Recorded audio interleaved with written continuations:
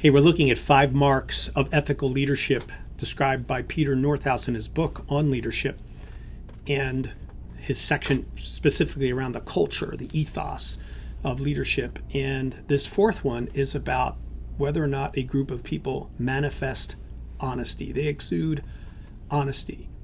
In the 3 previous video clips on this, I hope you'll look at them, Northouse talks about respecting others, serving others, and showing justice as ways of building the ethos, at a high level, the ethical standards of a community or a group or a team where you work. And so we would often think of ethical as just lying or stealing or cheating or those kinds of things. And he's talking about other kinds of things that can lead to ethical breakdown or keep us from building a strong ethical culture, like not serving with others in mind, not respecting other people, not exuding and showing justice. And here in this 4th one, not exuding or showing honesty. Dishonest leaders create deceitful cultures. Dishonest leaders always create or build deceitful cultures. It has a trickle down to it. It affects others. If I get away with it, others start to get away with it. If I cut a corner, they cut a big corner. It's just the way it works. And I mentioned this honesty one's a little tricky, as he acknowledges in his writing, because it's not just about things like lying. It's about distortion and manipulation. It's about not telling the whole truth. It's about not including that piece in the presentation because that's kind of bad news.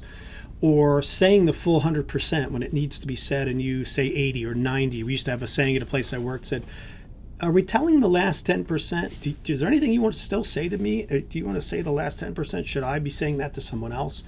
In other words, someone's interrupting and a little noisy in a group or a team setting, or they yuck it up a lot or whatever.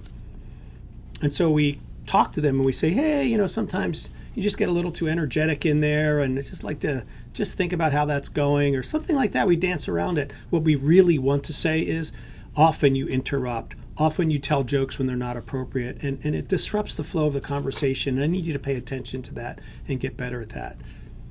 Wow, I feel that a little more. I feel that saying it. I feel that hearing it. But if that's the truth, it needs to be said. And it's dishonest to massage it or ignore it. So what do I do? What do I tolerate that crosses the line? Do I do that in my own life, or the things I'm willing to sort of look the other way on? Or others in our team or our community or our church or our university or whatever? Do we dismiss the wrongdoing? Do we overlook it? Do we take liberties we shouldn't take? Do we say, well, the numbers are off a little bit, let's just kind of throw it in the bucket of other? Well, wait a minute. Well, that other's getting really big. What's happening over there? Do we say things like, well, it's just the way things are? This is an emotional drain to our leadership and to our people.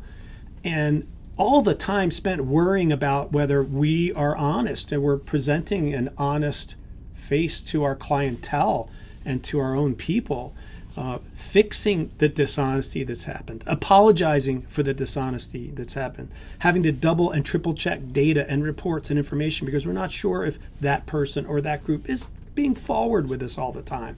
And we start to lose money, we start to lose reputation, we start to lose status, and we're just tired. And so I would just encourage you to really raise this one up, this honesty factor, and maybe say it this way. This is a way to pull it together for me. It's about what I hold and what I withhold. I'm stewarded with something, resources, money, a job description, a team, a strategy, a goal. And I need to hold that. What I hold is important. It needs to be held well and distributed well and stewarded well and managed well and shared well. Not withheld for my own benefit, not partially withheld, not here's truth I've been given, here's some of it, I'll hold the rest, thank you very much. No, not that. So think about, what do I hold that I'm being stewarded with, that I need to do well with, and maybe what do I withhold that is a way of kind of being dishonest. And so you might want to look more specifically about the who's dishonest.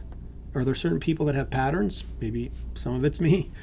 But do you hear it from certain groups or people? Where does it happen? Does it just happen in those kinds of settings, those kinds of meetings? When does it happen? When we're under pressure? When the quarter's coming to a close? I noticed that we tend to talk like this under pressure. Not as good sounding from an honesty standpoint. And then how? What's it actually look like when it's happening? Is it being done in a written record-keeping kind of way? Is it being done by side meetings and non-disclosures and verbal agreements and so on? I mean, what is exactly the dishonesty, and what does it look like when it's happening, so that we can spot it, work on it, confront it with courage with each other, and raise the bar again so we have an ethical leadership culture. Let's look at number 5 in the last video.